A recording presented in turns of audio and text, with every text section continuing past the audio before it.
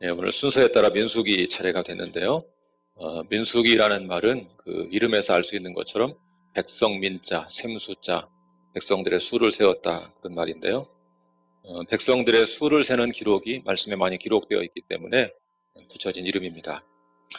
그런데 우리가 지금 알고 있는 민수기, 영어로 넘버스라는 이런 그 성경의 책 이름은 본래 히브리어 성경과는 조금 제목이 다릅니다. 이스라엘 사람들이 보는 히브리어 성경의 제목이 있고 그 다음에 그것을 헬라어로 번역한 70인역 성경이 있는데 우리는 주로 70인역 성경의 제목을 따라서 이름을 붙이게 되었습니다. 영어 성경도 마찬가지고 우리말 성경도 마찬가지입니다. 그래서 그 전통을 따르면 민수기, 백성들의 수를 센 그런 책이다 그런 뜻이고요. 본래 유대인들이 보는 히브리어 성경의 제목은 광야에서 그런 뜻입니다. 광야에서. 이 말씀이 광야에서 벌어지는 일이기 때문에 그런 제목을 붙인 것이고 히브리어 성경은 주로 첫 구절에서 따서 제목을 지었기 때문에 첫 구절에 나오는 광야에서라는 말을 따서 짓게 되었습니다. 그래서 민수기 혹은 광야에서 그런 제목을 가지고 있습니다. 자, 민수기의 위치를 생각해 보겠습니다. 출애굽기가 애굽에서부터 시내산에서 보낸 첫 1년을 다룬다면 민수기는 시내산을 떠나 모압에 이르는 다음 40년을 다루고 있습니다. 아브라함과 언약을 맺으신 하나님은 언약을 따라 이스라엘 백성들을 출애굽시켜 광야를 거쳐 가나안 땅으로 인도하십니다. 민수기는 그중에 주로 그 광야 여정을 다루는 책이라고 볼 수 있습니다. 자, 민수기의 구조 한번 보겠습니다. 제가 그 큰 구조는 IVP 성경 주석에서 좀 인용해 왔습니다. 한번 같이 그 세 개를 같이 읽어보겠습니다. 자, 시작. 약속의 땅으로 들어갈 준비, 약속의 땅으로의 여정, 약속의 땅에 분깃을 얻기 위한 새로운 준비. 자, 그렇게 민수기 전체를 셋으로 나누어 볼 수가 있습니다. 자, 약속의 땅으로 들어갈 준비 1장부터 10장에 걸쳐 나오는데요. 자, 그 중에서 1장은 이스라엘 백성을 계수하는 내용을 담고 있습니다. 민수기는 12지파의 인구조사로 시작합니다. 이 책의 제목이 민수기, 백성들의 수를 세웠다. 이런 제목이 된 것도 바로 그 때문입니다.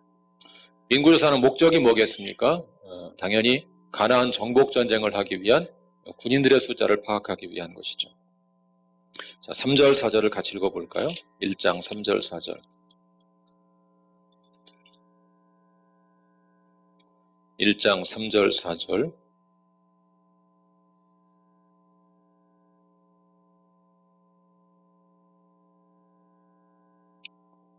같이 읽겠습니다. 시작. 이스라엘 중 20세 이상으로 싸움에 나갈 만한 모든 자를 너와 아론은 그 진영별로 계수하되 각 지파의 각 조상의 가문의 우두머리 한 사람씩을 너희와 함께하게 하라. 자, 46절로 가보시면 그렇게 계수한 총 숫자가 나옵니다. 46절 몇 명이라고 했습니까?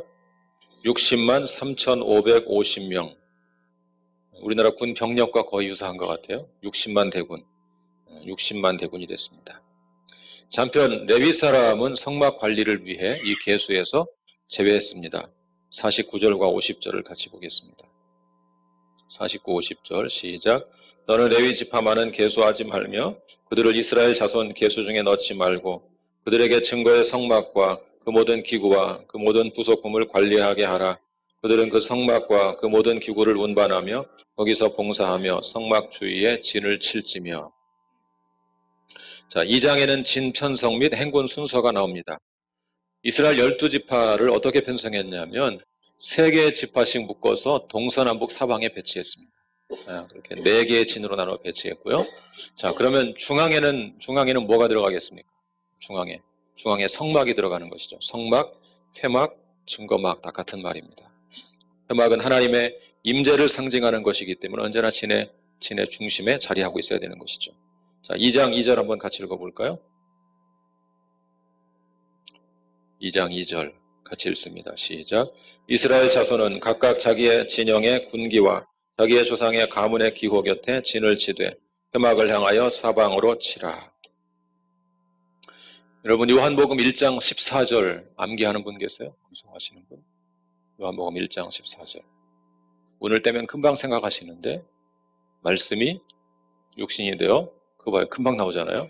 한 단어 딱 꺼내니까 우리 가운데 거하심에, 그렇죠. 거하신다는 단어. 이 거하신다는 단어의 본래 뜻이 장막을 치고 거주하다, 그런 뜻입니다. 장막을 치고 거주하다. 그러니까 구약시대에는 하나님께서 회막, 성막에 임재하셨죠. 신약시대에 하나님의 아들 예수 그리스도께서 육신을 입고 오셔서 우리와 더불어 거주하고 사셨다. 그런 뜻으로 그렇게 번역한 것입니다. 자, 3장과 4장은 레위자손의 인구조사와 임무를 다루고 있습니다. 레위인들은 전쟁에 동원하지 않는 대신 아론과 그 아들들을 도와 성막을 관리하는 역할을 맡았습니다. 3장 6절 같이 읽어보겠습니다. 3장 6절 같이 읽겠습니다. 시작. 레위 지파는 나아가 제사장 아론 앞에 서서 그에게 시종하게 하라. 레위 지파는 이스라엘을 대표하여 하나님께 속한 지파가 되었습니다. 족장시대, 아브라함, 이삭, 야곱, 요셉 이런 족장시대에는 각 족장이 그 가문의 제사장 역할을 감당했습니다.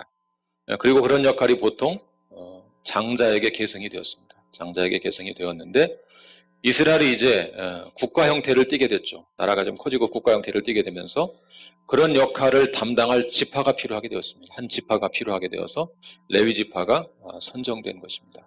장자 지파는 아니지만 영적인 차원에서는 장자 역할을 하도록 선정이 된 것이죠.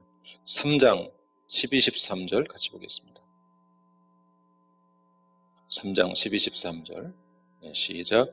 보라 내가 이스라엘 자손 중에서 레위인을 택하여 이스라엘 자손 중에 태를 열어 태어난 모든 마지를 대신하게 하였은즉 레위인은 내 것이라. 처음 태어난 자는 다 내 것임은 내가 애굽 땅에서 그 처음 태어난 자를 다 죽이던 날에 이스라엘의 처음 태어난 자는 사람이나 짐승을 다 거룩하게 구별하였음이니 그들은 내 것이 될 것임이니라. 나는 여호와이니라. 레위 지파는 제사장 지파가 되는 특권을 누렸습니다. 그래서 특권을 가지고 있기 때문에 더욱 엄격한 책임이 요구되었습니다. 아론의 두 아들 나답과 아비후가 잘못된 제사를 드리다가 죽임을 당했죠.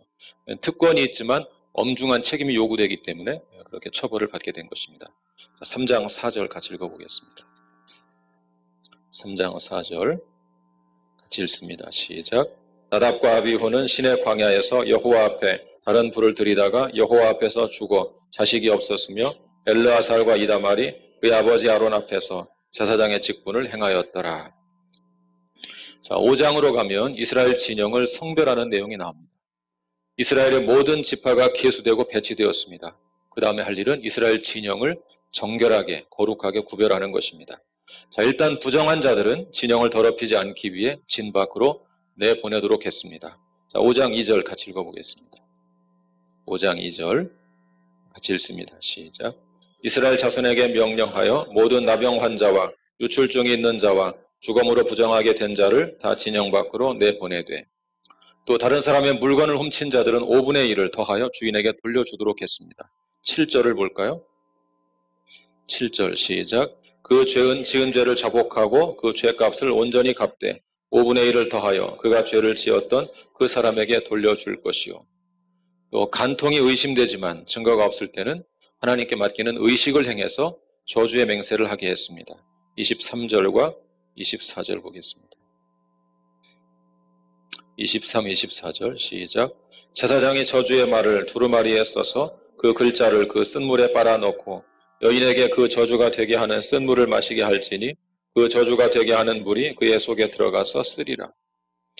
여기서 이 물에 어떤 마술적 능력이 있어서 이런 것이 아니고 저주의 맹세 효력이 있다고 본 것입니다. 6장으로 가면 나시린의 법에 대한 이야기가 나옵니다. 나시린 이런 말은 거룩하게 구별하다라는 뜻입니다.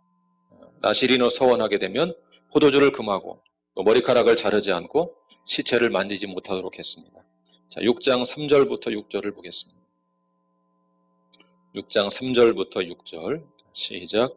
포도주와 독주를 멀리하며 포도주로 된 초나 독주로 된 초를 마시지 말며 포도즙도 마시지 말며 생포도나 건포도도 먹지 말지니 자기 몸을 구별하는 모든 날 동안에는 포도나무 솟아는 씨나 껍질이라도 먹지 말지며 그 서원을 하고 구별하는 모든 날 동안은 삭도를 절대로 그의 머리에 대지 말 것이라. 자기 몸을 구별하여 여호와께 드리는 날이 차기까지 그는 거룩한즉 그의 머리털을 길게 자라게 할 것이며 자기의 몸을 구별하여 여호와께 드리는 모든 날 동안은 시체를 가까이 하지 말 것이요. 나시린 서원은 최고의 성별된 형태로서 하나님에 대한 헌신의 표시로 그렇게 했던 것입니다. 6장 나머지 부분은 제사장의 축복에 대한 내용을 담고 있습니다. 오늘 본문의 말씀인데요. 자, 하나님은 이스라엘 진영을 정비하시고 성별하신 다음에 제사장들로 하여금 백성들을 축복하게 합니다. 24절부터 26절 같이 읽어보겠습니다. 6장 24에서 26절 그 중에 축도의 내용만 한번 같이 읽어보겠습니다. 시작. 여호와는 내게 복을 주시고 너를 지키시기를 원하며 여호와는 그의 얼굴을 내게 비추사 은혜 베푸시기를 원하며 여호와는 그 얼굴을 내게로 향하여 드사 평강 주시기를 원하노라 할지니라 하라. 아론의 축도라고 부르는 그런 제사장들의 축도인데요.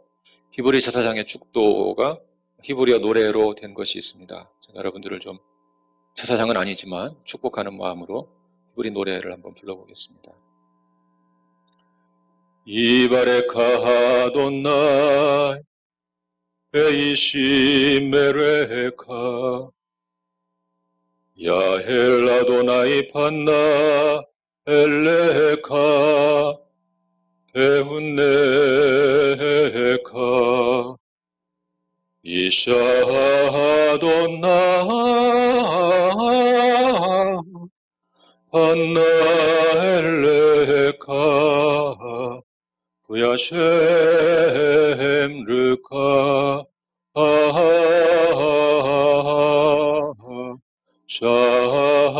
샬로. 갑자기 긴장이 돼가지고 히브리 제사장들이 노래로 불렀던 축도입니다. 물론 노래는 나중에 만들었겠죠. 그렇지만 히브리 랍비들은 보통 이 성경을 읽을 때, 낭독하고 이럴 때도 운율을 만들어서 무미건조가 읽은 것이 운율을 만들어서 했습니다. 그래서 그런 것이 발달해서 나중에 이런 노래가 만들어지고 그렇게 했던 것 같습니다. 아론의 축도라고 부르는 구약을 대표하는 축도죠. 신약을 대표하는 축도는 뭘까요? 신약을 대표하는 축도. 매주 축도를 들으시면서 10년 동안 신앙생활 500번은 들으셨을 텐데 뭡니까? 이제는 우리 주 예수 그리스도의 은혜와 하나님의 사랑과 성령의 교통하심이 의무리와 함께 있을지어다. 어디 말씀에 있죠? 고린도 후서 13장 13절에 있습니다. 신약의 축도고 또 지금 말씀은 구약의 축도. 그래서 신구약을 대표하는 두 개의 축도로 널리 알려진 축도입니다. 자, 7장으로 가보겠습니다. 성막 봉헌과 감독들의 헌물입니다. 자, 모세가 성막을 세우고 그것을 거룩하게 구별하고 봉헌합니다. 7장 1절을 같이 보겠습니다. 7장 1절 시작. 모세가 장막 세우기를 끝내고 그것에 기름을 발라 거룩히 구별하고 또 그 모든 기구와 제단과 그 모든 기물에 기름을 발라 거룩히 구별한 날에 그날 각 지파에 감독된 자들이 헌물을 드렸습니다. 2절 3절 보겠습니다. 2절 3절 시작. 이스라엘 지휘관들 곧 그들의 조상의 가문의 우두머리들이요 그 지파의 지휘관으로서 그 계수함을 받은 자의 감독된 자들이 헌물을 드렸으니 그들이 여호와께 드린 헌물은 덮개 있는 수레 6대와 소 12마리이니 지휘관 2사람의 수레가 하나씩이요 지휘관 1사람의 소가 1마리씩이라 그것들을 장막 앞에 드린지라. 12일 동안 엄청나게 많은 양의 희생 제물이 봉헌되었습니다. 자, 그러자 하나님께서 모세에게 말씀으로 응답하시는 그 말씀이 89절에 기록되어 있습니다. 마지막 7장 89절 같이 읽어보겠습니다.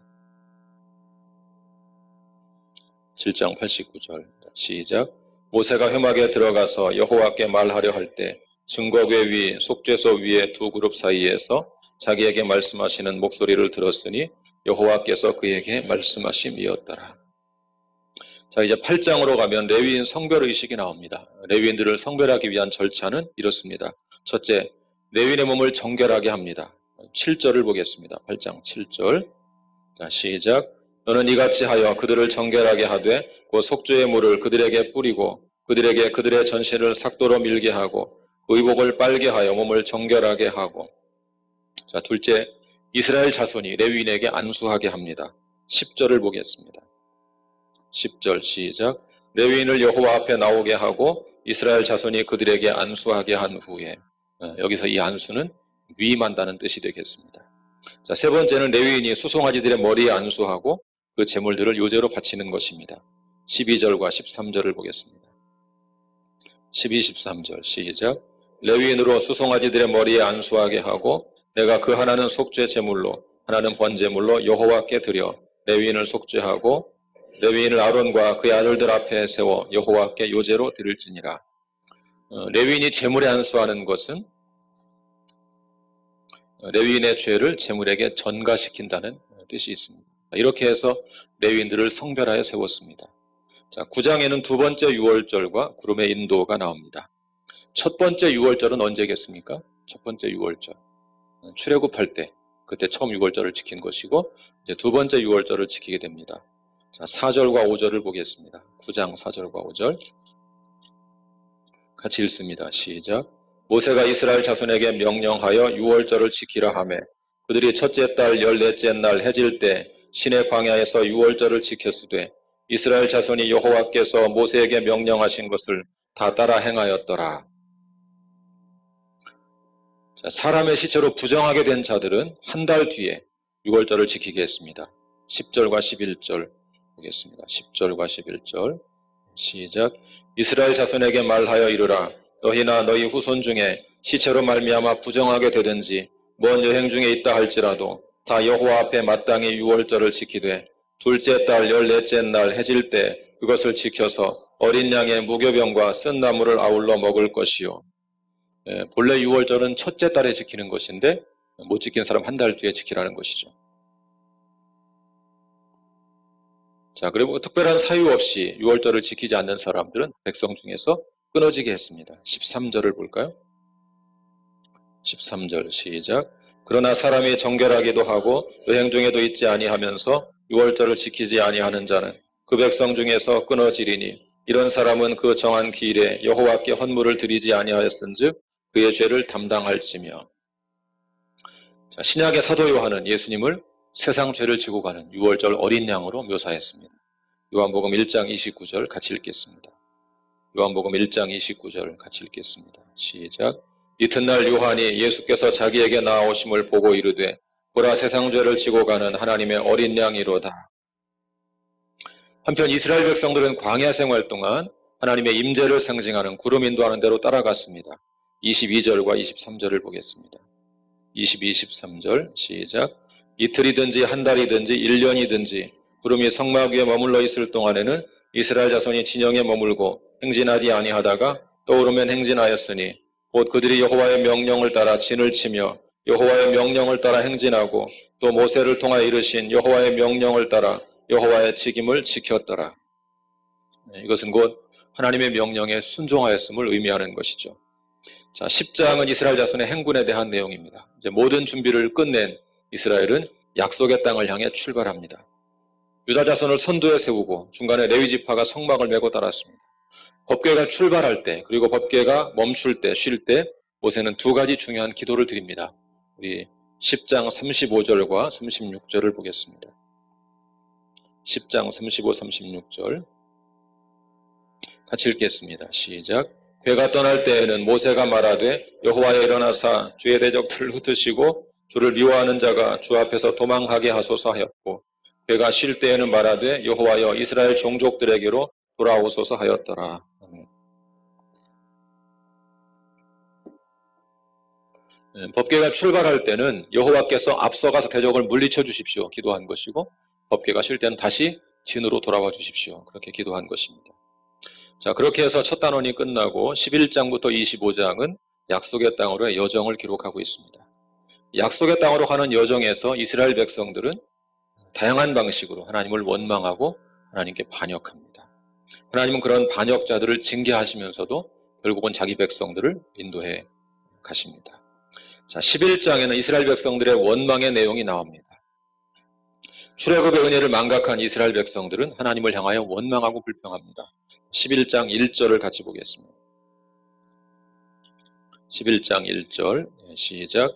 여호와께서 들으시기에 백성이 악한 말로 원망하며 여호와께서 들으시고 진노하사 여호와의 불을 그들 중에 붙여서 진영 끝을 사르게 하시매. 또 4절을 볼까요? 4절 시작. 그들 중에 섞여 사는 다른 인종들이 탐욕을 품음에 이스라엘 자손도 다시 울며 이르되 누가 우리에게 고기를 주어 먹게 하랴. 누가 우리에게 고기를 주어 먹게 하겠느냐? 고기가 없다고 불평하죠. 하나님은 바람을 일으켜 메추라기를 끌어모아서 원망하는 백성들을 먹이십니다. 동시에 그들의 불신앙을 심판하시죠. 31절부터 34절까지 보겠습니다. 31절부터 34절 시작. 바람이 여호와에게서 나와 바다에서부터 메추라기를 몰아 진영 끝 이쪽 저쪽 곧 진영 사방으로 각기 하루길 되는 지면 위 2규빗쯤에 내리게 한지라. 백성이 일어나 그날 종일 총야와 그 이튿날 종일토록 메추라기를 모으니 적게 모은 자도 10호멜이라. 그들이 자기들을 위하여 진영 사면에 펴 두었더라. 고기가 아직 이 사이에 있어 씹히기 전에 여호와께서 백성에게 대하여 진노하사 심히 큰 재앙으로 치셨으므로 그곳 이름을 기브롯 핫다와라 불렀으니 욕심을 낸 백성을 거기 장사함이었더라. 기브롯 핫다와 그 말은 탐욕의 무덤 그런 뜻입니다. 자, 12장에는 미리암의 비방이 나옵니다. 이스라엘 백성들만 원망한 것이 아니고요. 미리암과 아론도 모세를 비방합니다. 12장 1절 보겠습니다. 12장 1절 시작. 모세가 구수여자를 취하였더니 그 구수여자를 취하였으므로 미리암과 아론이 모세를 비방하니라. 하나님은 그것을 자신을 비방한 것으로 여기십니다. 8절을 보겠습니다. 8절 시작. 그와는 내가 대면하여 명백히 말하고 은밀한 말로 하지 아니하며 그는 또 여호와의 형창을 보거늘 너희가 어찌하여 내 종 모세 비방하기를 두려워하지 아니하느냐. 자, 그렇게 모세를 비방했다가 미리암은 나병에 걸리죠. 그리고 모세의 중보로 다시 낫게 됩니다. 자, 13장은 가나안 땅을 정탐하는 이야기가 나옵니다. 가나안 땅을 정탐하기 위해서 각 지파에 한 명씩 12명의 정탐꾼을 보냈습니다. 그런데 여호수아와 갈렙 두 사람만 제외하고 나머지 10명의 정탐꾼들은 매우 부정적인 보고를 합니다. 30절부터 33절까지 보겠습니다. 13장 30절부터 33절 같이 읽습니다. 시작. 갈렙이 모세 앞에서 백성을 조용하게 하고 이르되 우리가 곧 올라가서 그 땅을 취하자 능히 이기리라 하나 그와 함께 올라갔던 사람들은 이르되 우리는 능히 올라가서 그 백성을 치지 못하리라. 그들은 우리보다 강하니라 하고 이스라엘 자손 앞에서 그 정탐한 땅을 악평하여 이르되 우리가 두루다니며 정탐한 땅은 그 거주민을 삼키는 땅이요 거기서 본 모든 백성은 신장이 장대한 자들이며 거기서 네피림 후손인 아낙 자손의 거인들을 보았나니 우리는 스스로 보기에도 메뚜기 같으니 그들이 보기에도 그와 같았을 것이니라. 자, 그러자 백성들은 원망하기 시작하죠. 정탐꾼들의 부정적인 보고를 듣고 이스라엘 백성들은 다시 애굽으로 돌아가려는 시도를 하게 됩니다. 14장 4절을 보겠습니다. 14장 4절 같이 읽습니다. 시작.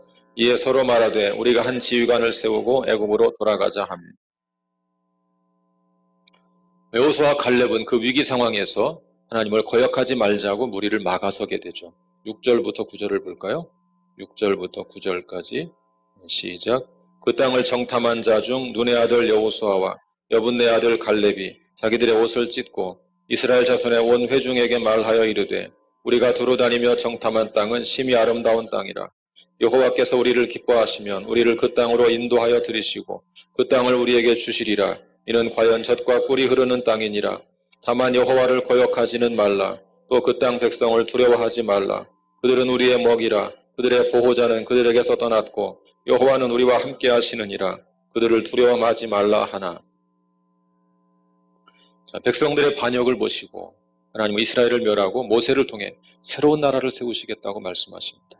그러자 모세는 백성을 위해 간절히 중보하기 시작합니다. 자, 15절과 16절을 보겠습니다.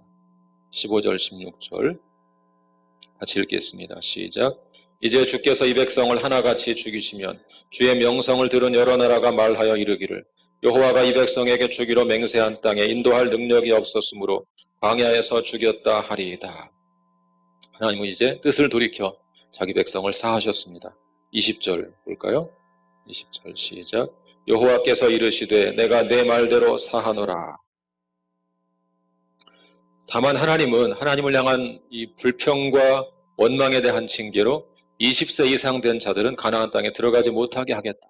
그렇게 선언하시는 내용이 29절과 30절에 나옵니다. 우리 같이 읽어보겠습니다. 29, 30절 시작. 너희 시체가 이 광야에 엎드러질 것이라. 너희 중에서 20세 이상으로서 계수된 자, 또 나를 원망한 자 전부가 여분네 아들 갈렙과 눈의 아들 여호수아 외에는 내가 맹세하여 너희에게 살게 하리라 한 땅에 결단코 들어가지 못하리라. 그리고 15장에 가면 여호와께 드리는 제물에 대한 내용이 나옵니다. 이스라엘 백성들은 계속 반역하지만 하나님은 이스라엘을 약속의 땅으로 인도하겠다는 언약을 지키십니다. 약속의 땅에서 드릴 제사 제도를 말씀하시죠. 그것은 바로 하나님께서 이스라엘을 약속의 땅으로 인도하겠다는 확증과 같은 것이죠. 그럼 분명한 의지를 표현한 것이죠. 자, 15장 2절 3절 보겠습니다. 15장 2절 3절 같이 읽습니다. 시작. 이스라엘 자손에게 말하여 그들에게 이르라. 너희는 내가 주어 살게 할 땅에 들어가서 여호와께 화제나 번제나 서원을 갚는 제사나 낙헌제나 정한 절기제 소나 양을 여호와께 향기롭게 드릴 때, 하나님은 죄를 지었을 때 속죄할 것을 말씀하시면서 안식일을 어긴 자에 대해서는 반드시 죽이라고 어미명하십니다. 32절부터 35절까지 보겠습니다. 32에서 35절 같이 읽겠습니다. 시작. 이스라엘 자손이 광야에 거류할 때 안식일에 어떤 사람이 나무하는 것을 발견한지라. 그 나무하는 자를 발견한 자들이 그를 모세와 아론과 온 회중 앞으로 끌어왔으나 어떻게 처치하는지 지시하심을 받지 못한 고로 가두었더니 여호와께서 모세에게 이르시되 그 사람을 반드시 죽일지니 온 회중이 진영 밖에서 돌로 그를 칠지니라. 하나님은 또한 옷단 귀에 청색 실을 달아서 여호와의 계명을 기억하라고 명령하십니다. 38절과 39절입니다. 38, 39절 시작. 이스라엘 자손에게 명령하여 대대로 그들의 옷단 귀에 술을 만들고 청색끈을 그 귀에 술에 더하라. 이 술은 너희가 보고 여호와의 모든 계명을 기억하여 준행하고 너희를 방종하게 하는 자신의 마음과 눈의 욕심을 따라 음행하지 않게 하기 위함이라. 자, 가나안으로 가는 여정은 이와 같이 이스라엘을 연단시키는 과정이 됩니다. 16장에는 고라와 다단과 아비람의 반역 이야기가 나옵니다. 고라를 중심으로 다시 모세를 향한 반역이 벌어집니다. 하나님은 지진을 일으켜 반역자들과 그들에게 속한 모든 자를 모조리 삼켜버립니다. 자, 그런데 그런 징계를 당하고도 이스라엘 백성들은 회개하기는커녕 오히려 불평을 또 하기 시작합니다. 16장 41절을 보겠습니다. 16장 41절 같이 읽겠습니다. 시작. 이튿날 이스라엘 자손의 온 회중이 모세와 아론을 원망하여 이르되 너희가 여호와의 백성을 죽였도다 하고, 자, 이렇게 또 불평하자 하나님은 그 백성들을 모조리 죽이려고 연병을 일으키셨으나 아론의 속죄로 연병이 그치게 됩니다. 47절과 48절 보겠습니다. 47, 48절 시작. 아론이 모세의 명령을 따라 향로를 가지고 회중에게로 달려간 즉 백성 중에 연병이 시작되었는지라. 이에 백성을 위하여 속죄하고 죽은 자와 산 자 사이에 섰을 때 연병이 그치니라. 17장은 아론의 쌍난 지팡이에 대한 이야기입니다. 이스라엘 백성들의 반역은 주로 모세와 아론의 지도력에 대한, 리더십에 대한 도전으로 표출되었습니다. 이에 하나님은 이스라엘 12지파의 지휘관에게서 지팡이 12를 취하십니다. 그리고 레위 지팡이에는 아론의 이름을 쓰게 하였습니다. 그리고 법궤 옆에 갖다 놓습니다. 다음 날 들어가 보니까 12지팡이 가운데 아론의 지팡이만 싹이 나고 꽃이 피고 열매가 맺혀 있었습니다. 17장 8절부터 10절을 보겠습니다. 17장 8, 9, 10절 시작. 이튿날 모세가 증거의 장막에 들어가 본즉 레위 집을 위하여 낸 아론의 지팡이에 움이 돋고 순이 나고 꽃이 피어서 살구 열매가 열렸더라. 모세가 그 지팡이 전부를 여호와 앞에서 이스라엘 모든 자손에게로 가져오매 그들이 보고 각각 자기 지팡이를 집어 들었더라. 여호와께서 또 모세에게 이르시되 아론의 지팡이는 증거궤 앞으로 도로 가져다가 거기 간직하여 반역한 자에 대한 표징이 되게 하여 그들로 내게 대한 원망을 그치고 죽지 않게 할지니라. 자, 아론이 하나님께서 택한 자란 사실이 입증이 된 것입니다. 자, 18장과 19장은 제사장과 레위인의 직무를 다루고 있습니다.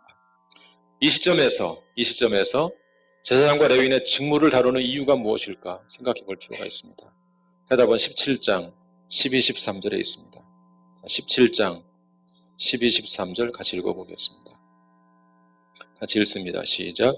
이스라엘 자손이 모세에게 말하여 이르되 보소서 우리는 죽게 되었나이다. 망하게 되었나이다. 다 망하게 되었나이다. 가까이 나아가는 자, 곧 여호와의 성막에 가까이 나아가는 자마다 다 죽사오니 우리가 다 망하여야 하리이까. 자, 가까이 나아가는 자마다 다 죽고 있는데 우리가 이렇게 다 죽어야 합니까? 하고 질문을 던졌는데 제사장과 레위인의 직무를 다루는 것이 바로 그 질문에 대한 대답인 것입니다. 18장 1절을 보겠습니다. 18장 1절 시작. 여호와께서 아론에게 이르시되 너와 내 아들들과 내 조상의 가문은 성소에 대한 죄를 함께 담당할 것이요 너와 내 아들들은 너희의 제사장 직분에 대한 죄를 함께 담당할 것이니라. 하나님은 자기 백성을 살리기 위해서, 죽이려고 하는 걸 살리기 위해서 제사제도를 잘 정비하고 레위인을 세우고 그렇게 한 것이죠. 18장 2절을 보겠습니다.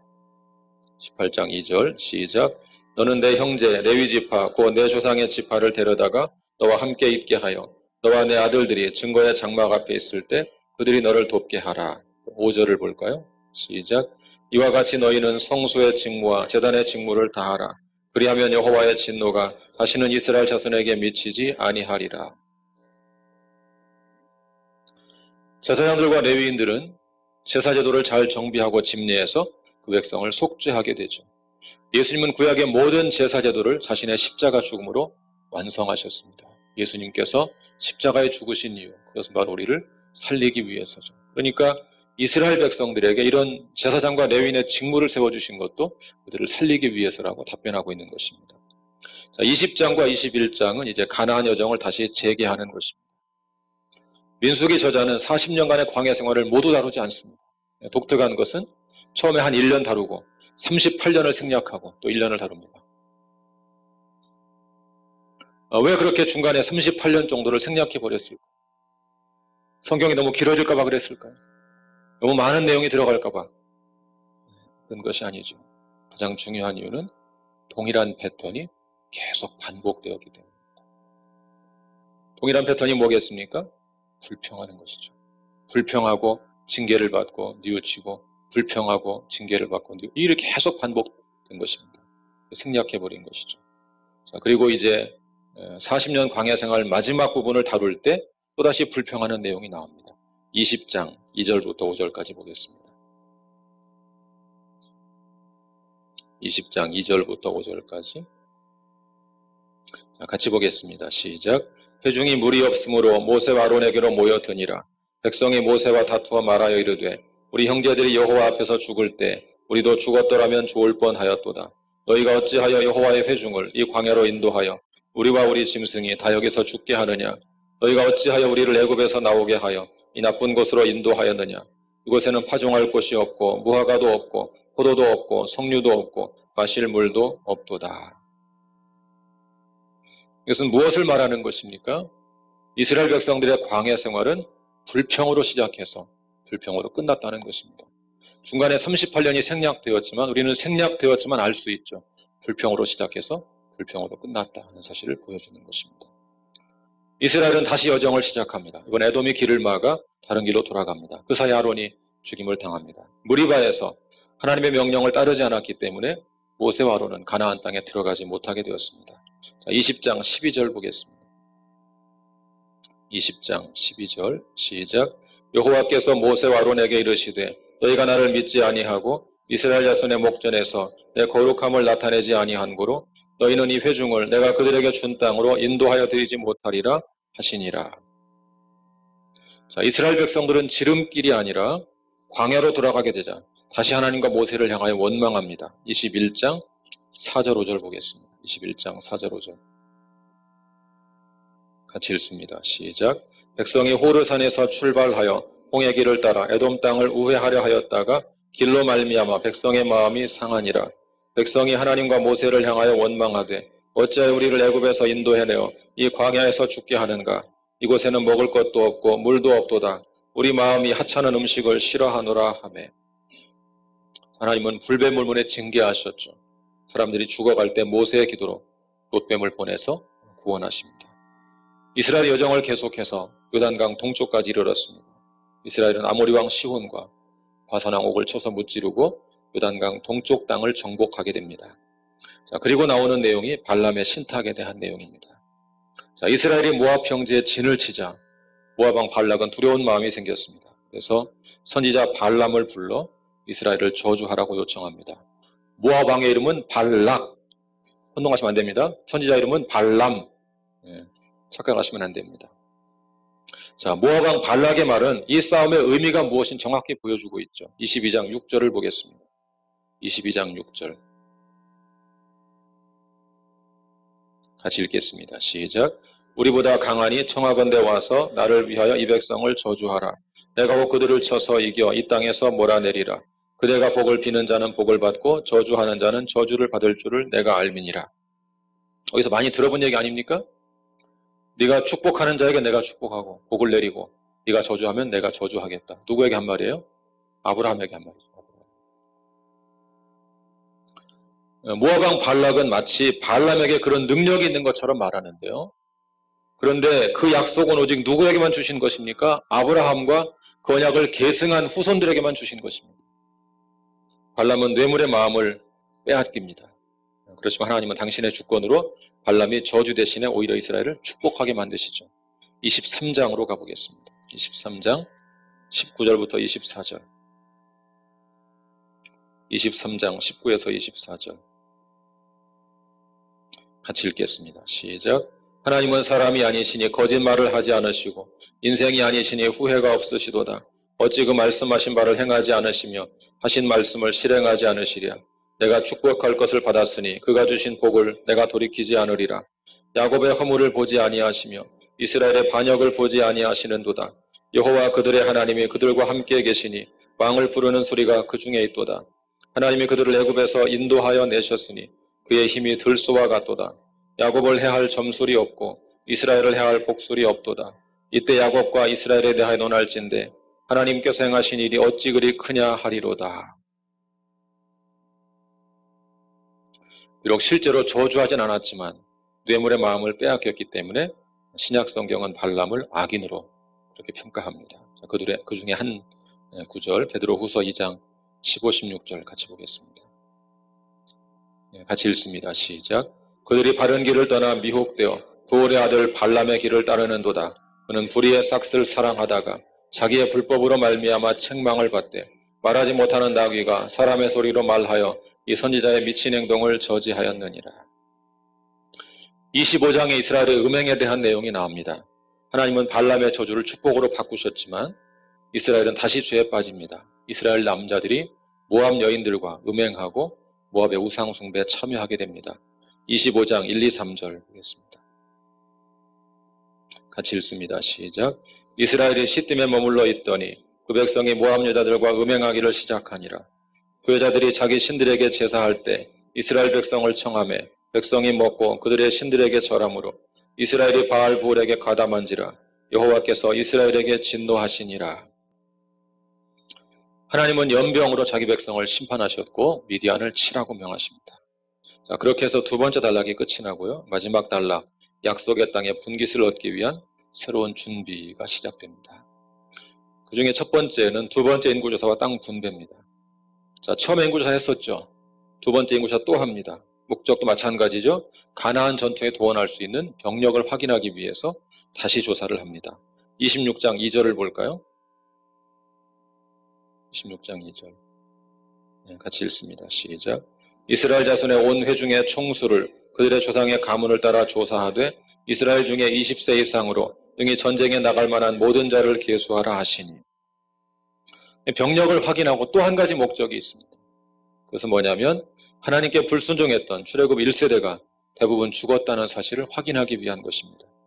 자, 26장 63절부터 65절까지 보겠습니다. 63, 4, 5. 같이 읽습니다. 시작. 이는 모세와 제사장 엘르아살이 계수한 자라.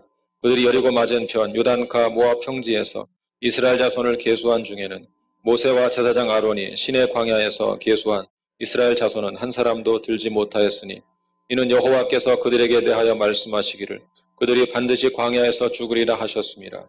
이러므로 여분네 아들 갈렙과 눈의 아들 여호수아 외에는 한 사람도 남지 아니하였더라. 이것은 하나님의 심판의 엄중함을 알려서 백성들에게 경고하려는 것입니다. 이제 여호수아가 모세 후계자로 등장합니다. 하나님은 모세조차도 가나안에 들어가는 것을 허락하지 않으셨습니다. 이 모세는 자신의 후계자를 세워달라 요청했고 하나님은 여호수아를 안수해서 세우라고 명하시죠. 16절부터 20절 보겠습니다. 27장 16절부터 20절. 같이 읽겠습니다. 시작. 여호와 모든 육체의 생명의 하나님이시여, 원하건대 한 사람을 이 회중 위에 세워서 그로 그들 앞에 출입하며 그들을 인도하여 출입하게 하사 여호와의 회중이 목자 없는 양과 같이 되지 않게 하옵소서. 여호와께서 모세에게 이르시되 눈의 아들 여호수아는 그 안에 영이 머무는 자니 너는 데려다가 그에게 안수하고 그를 제사장 엘르아살과 온 회중 앞에 세우고 그들의 목전에서 그에게 위탁하여 내 존귀를 그에게 돌려 이스라엘 자손의 온 회중을 그에게 복종하게 하라. 자, 이로써 출애굽 1세대는 가고 새로운 세대가 등장하게 되었습니다. 여호수아의 등장은 새로운 세대가 등장했음을 알리는 표시와 같은 것입니다. 28장부터 30장에는 여러 절기에 드릴 제물에 관한 명령이 담겨 있습니다. 내용은 출애굽기와 레위기 나온 것과 유사합니다. 자, 이스라엘 백성은 이런 각종 제사를 드림으로 하나님께서 자신을 가운데 거하시기 위해서 애굽 땅에서 인도하여 낸 여호와 하나님이다 하는 사실을 인정하고 고백했던 것입니다. 제사의식을 통해서 고백했던 것이죠. 약속의 땅을 차지하기 전에 이런 제사법을 다시 한번 반복하고 있는 중요한 이유가 있습니다. 그것은 바로 하나님을 예배하는 것이 약속의 땅을 차지하는 본질적인 목적이기 때문에 예배의식을 강조하는 것입니다. 제사법에 대한 내용 다음에는 서원에 대한 말씀이 있죠. 성경은 서원을 하라고 요구하는 것이 아닙니다. 다만 서원을 했다면 지키라고 요구하는 것이죠. 30장 2절을 보겠습니다.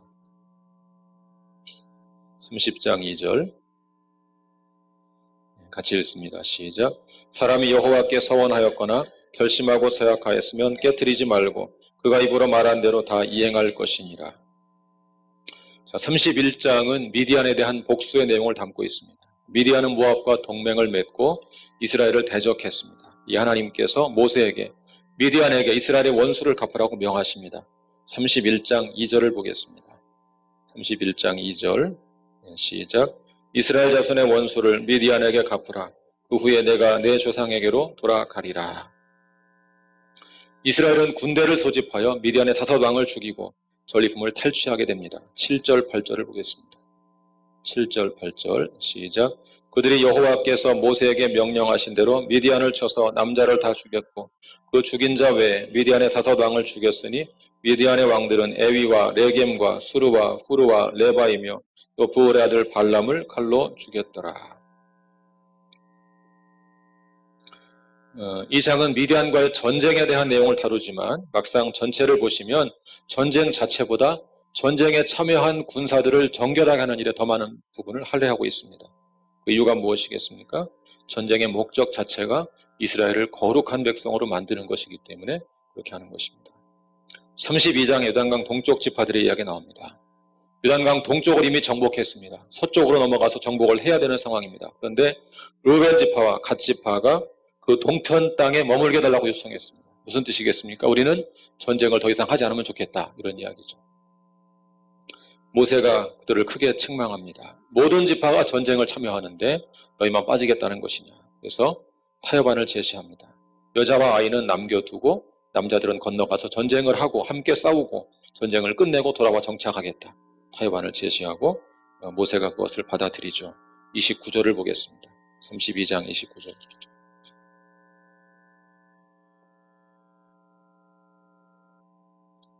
32장 29절 시작. 모세가 그들에게 이르되 갓 자손과 르우벤 자손이 만일 각각 무장하고 너희와 함께 요단을 건너가서 여호와 앞에서 싸워서 그 땅에 너희 앞에 항복하기에 이르면 길르앗 땅을 그들의 소유로 줄 것이니라. 자, 이렇게 하여 요단강을 건너가서 가나안을 정복하라는 명령에 순종합니다. 33장은 광야 생활의 여정이 기록되어 있습니다. 출애굽해서 모압 평지에 이르기까지 여정을 모두 기록해 놓았습니다. 하나님은 모압 평지에서 모세에게 가나안 온 땅의 우상을 깨뜨리고 그 땅을 정복하라고 명하시죠. 자, 52절과 53절 보겠습니다. 33장 52, 53절 시작. 그 땅의 원주민을 너희 앞에서 다 몰아내고 그 새긴 석상과 후와 만든 우상을 다 깨뜨리며 산당을 다 헐고 그 땅을 점령하여 거기 거주하라. 내가 그 땅을 너희 소유로 너희에게 주었음이라. 자, 그리고 가나안 땅의 경계가 34장에 기록되어 있습니다. 가나안 땅의 동서남북 경계 명시되어 있죠. 34장 2절을 볼까요? 34장 2절. 자, 시작. 너는 이스라엘 자손에게 명령하여 그들에게 이르라. 너희가 가나안 땅에 들어가는 때에 그 땅은 너희의 기업이 되리니 곧 가나안 사방 지경이라 하고 동서남북 사방 경계를 좀 기록해 놓았습니다. 35장은 도피성 이야기 나옵니다. 도피성, 레위인과 도피성. 레위인에게는 본래 땅을 주지 않았습니다. 지파별로 땅을 분배하지 않았습니다. 대신 나머지 지파의 사람들이 11조를 들여서 그것을 생활하게 만들었죠. 그렇지만 실제로 거주할 곳은 필요하기 때문에 12지파가 땅을 조금씩 냈습니다. 그리고 그것을 흩어져 살게 했죠. 흩어져 살게 하는 중요한 목적 가운데 하나는 레위지파가 12지파의 백성들에게 말씀을 가르치도록 하기 위한 조치였습니다. 자, 그런데 한 가지 문제가 생겼는데 그것은 실수로 사람을 죽인 자에 대한 문제입니다. 동해복수법이라고 하시죠. 동해복수법. 눈은 눈으로, 이는 이로 똑같이 복수하는 제도죠. 우리가 생각할 때는 무자비한 제도처럼 생각하는데 사실은 무자비한 복수를 막기 위한 조치입니다.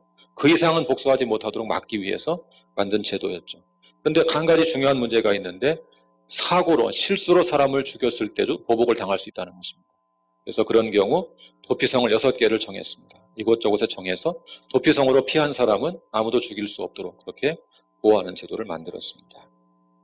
자, 13, 14절을 보겠습니다. 13, 14절. 35장 13, 14절. 같이 읽습니다. 시작. 너희가 줄 성읍 중에 6을 도피성이 되게 하되 세 성읍 요단 이쪽에 두고 세 성읍은 가나안 땅에 두어 도피성이 되게 하라. 요단강을 기준으로 3개씩 6개를 정했던 것입니다. 자, 또 34절을 볼까요? 34절. 34절 시작. 너희는 너희가 거주하는 땅 곧 내가 거주하는 땅을 더럽히지 말라. 나 여호와는 이스라엘 자손 중에 있음이니라.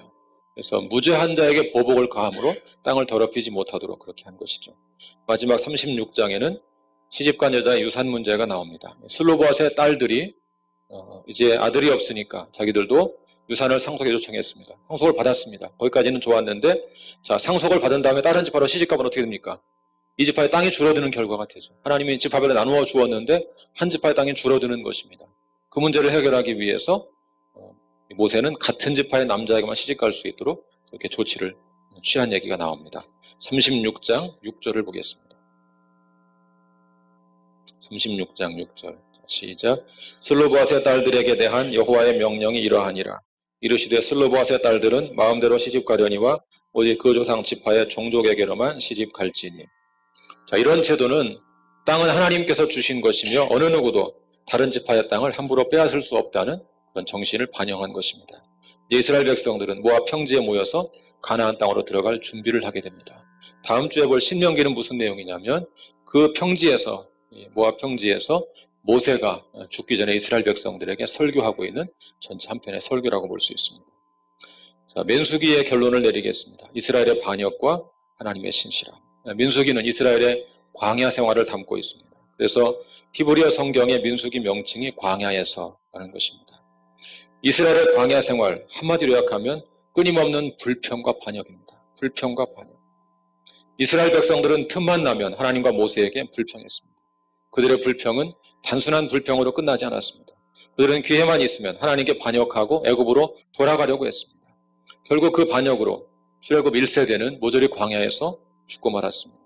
반역과 불평을 일삼다가 생을 마감한 것입니다. 그렇지만 하나님은 이스라엘을 가나안으로 인도하겠다.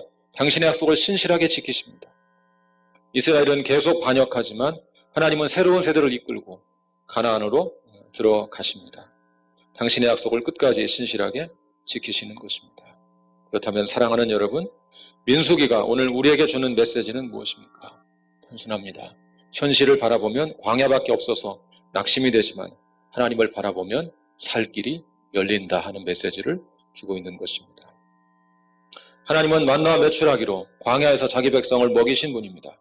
불뱀에 물려도 놋뱀을 보면 살려주시는 분입니다. 여러분, 우리 악함을 생각하면 실족할 수밖에 없지만 그리스도의 십자가를 바라보면 우리는 생명과 구원을 얻게 되는 줄로 믿습니다. 이번 한 주간도 그 신실하신 하나님을 신뢰하며 한 걸음씩 나아가는 우리 모두가 될 수 있기를 축복합니다. 같이 기도하겠습니다.